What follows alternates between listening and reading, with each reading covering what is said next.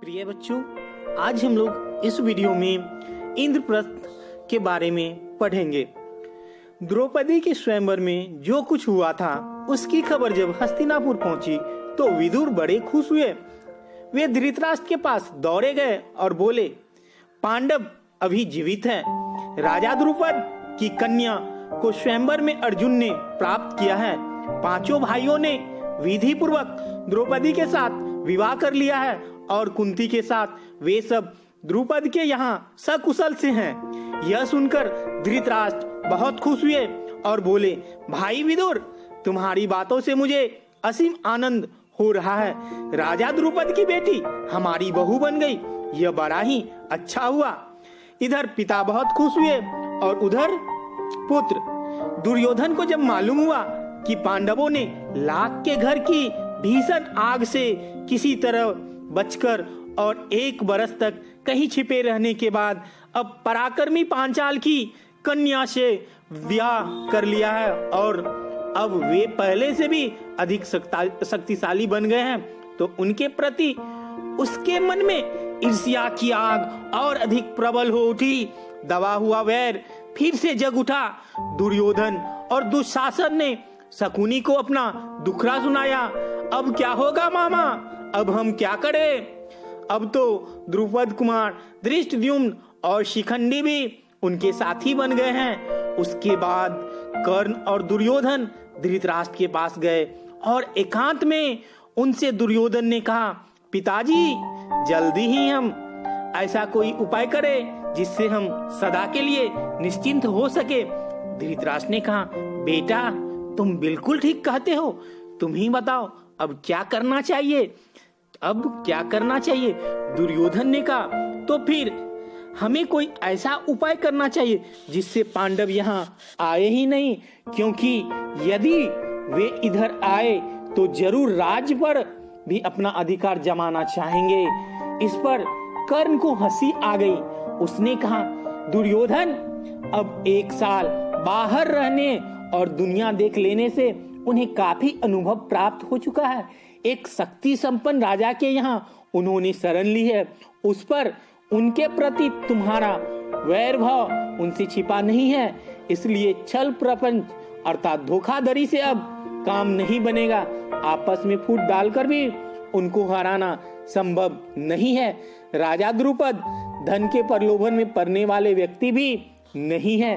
लालच देकर उनको अपने पक्ष में करने का विचार बेकार है। पांडवों का साथ वे कभी नहीं छोड़ेंगे। द्रौपदी के मन में पांडवों के प्रति घृणा पैदा हो ही नहीं सकती। ऐसे विचार की ओर ध्यान देना भी ठीक नहीं है।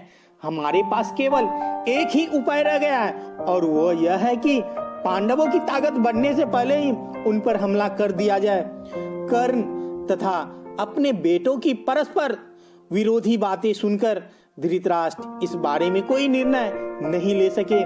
वे पितामह भीष्म तथा आचार्य द्रोण को बुलाकर उनसे सलाह मशविरा करने लगे। पांडु पुत्रों के जीवित रहने की खबर पाकर पितामह भीष्म के मन में भी आनंद की लहरें उठ रही थी। भीष्म ने कहा, बेटा, वीर पांडवों के साथ संधि करके आधा राज उन्हें दे देना ही उचित है। आचार्य द्रोण ने भी यही सलाह दी। अंग नरेश कर्ण भी इस अवसर पर धृतराष्ट्र के दरबार में उपस्थित था। पांडवों को आधा राज देने की सलाह उसे बिल्कुल अच्छी न लगी। दुर्योधन के प्रति कर्ण के हृदय में अपार स्नेह था। इस कारण द्रोणाचार्य की सलाह सुनकर उसके क्रोध की सीमा न रही। वह धृतराष्ट्र से बोला, राजन, मुझे यह देखकर बड़ा आश्चर्य हो रहा है कि आचार्य द्रोण भी आपको ऐसी कुमंत्रणा देते हैं। राजन, शासकों का कर्तव्य है कि मंत्रणा देने वालों की नीयत को पहले परख ले, फिर उनकी मंत्रणा पर ध्यान दे। कर्ण की इन बातों से द्रोणाचार्य क्रोधित होकर गरज कर बोले, दुष्ट कर्ण, तुम राजा को गलत रास्ता बता रहे हो। यह निश्चित है कि यदि राजा धृतराष्ट्र ने मेरी तथा पितामह भीष्म की सलाह न मानी और तुम जैसों की सलाह पर चले तो फिर कौरवों का सर्वनाश होकर ही रहेगा। उसे बचाने वाला कोई भी नहीं रहेगा। इसके बाद धृतराष्ट्र ने धर्मात्मा विदुर से सलाह ली। विदुर ने कहा, हमारे कुल के नायक भीष्म तथा आचार्य द्रोण ने जो बताया है वही श्रेष्ठ है। कर्ण की सलाह किसी काम की नहीं है। अंत में सब सोच विचार कर धृतराष्ट्र ने पांडु के पुत्रों को आधा राज देकर संधि कर लेने का निश्चय किया और पांडवों को द्रौपदी तथा कुंती सहित सादर बुला लाने के लिए विदुर को पांचाल देश भेजा। विदुर पांचाल देश को रवाना हो गए। पांचाल देश में पहुंचकर विदुर ने राजा द्रुपद को अमूल्य उपहार भेंट कर के उनका सम्मान किया और राजा धृतराष्ट्र की तरफ से अनुरोध किया कि पांडवों को द्रौपदी सहित हस्तिनापुर जाने की अनुमति दे। विदुर का अनुरोध सुनकर राजा द्रुपद के मन में शंका हुई। उनको धृतराष्ट्र पर विश्वास न हुआ। सिर्फ इतना का कह दिया कि पांडवों की जैसी इच्छा हो वही करना ठीक होगा। तब विदुर ने माता कुंती के पास जाकर अपने आने का कारण उन्हें बताया। कुंती के मन में भी शंका हुई, कहीं फिर से उनके पुत्रों पर कोई आफत न आ जाए। कुंती को असमंजस में देखकर विदुर ने उन्हें समझाया और धीरज देते हुए कहा, देवी आप निश्चिंत रहें, आपके बेटों का कोई कुछ नहीं बिगाड़ सकेगा। वे संसार में खूब यश कमाएंगे और विशाल राज के स्वामी बनेंगे। आप सब बेखटके हस्तिनापुर चलिए।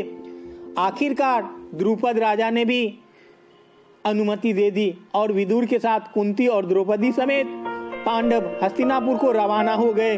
उधर हस्तिनापुर में पांडवों के स्वागत की बड़ी धूमधाम से तैयारियां होने लगी। जैसा कि पहले ही निश्चय हो चुका था, युधिष्ठिर को आधा राज दे दिया गया। उसका राज्याभिषेक हुआ और आधा राज पांडवों के अधीन हो गया। राज्याभिषेक के उपरांत युधिष्ठिर को आशीर्वाद देते हुए धृतराष्ट्र ने कहा, बेटा युधिष्ठिर, मेरे अपने बेटे बड़े दुरात्मा हैं। एक साथ रहने से संभव है कि तुम लोगों के बीच वैर बढ़े।